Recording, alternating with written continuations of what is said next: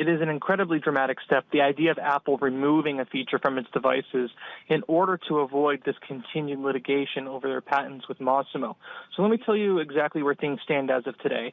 As of Friday, January 12th in the U.S. Customs and Border Patrol Agency approved if Apple removes the feature via software from the watches, newly sold watches, they're able to continue selling the watches.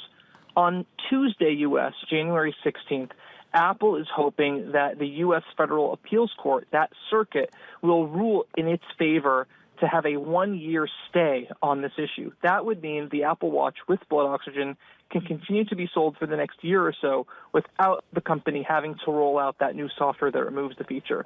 So essentially, we're going to know tomorrow. Does Apple have to move away from that feature, or can they continue selling it for the next year? So this was a really important piece of news that we got today. The more important drumbeat is tomorrow.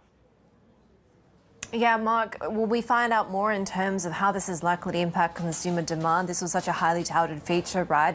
And even if it's not an immediate removal, how existing users might be impacted as well. Well, if it's not immediate removal, Apple's going to have about a year to figure out a solution. And I would bet heavily that with a year's time, Apple would be able to retain the feature on the watch indefinitely and rework it to not have to violate Masimo's patents. In fact, I've been told that they're working on this software fix that changes some of the underlying algorithms, some of the wording inside the blood oxygen saturation app to get that to happen. But for that to matter at all, it's really important for Apple that they win tomorrow. They win that appeal. Now, if they don't win, the solution is remove the feature and then get to work on getting the feature back up and running on the watch without violating those Masimo patents.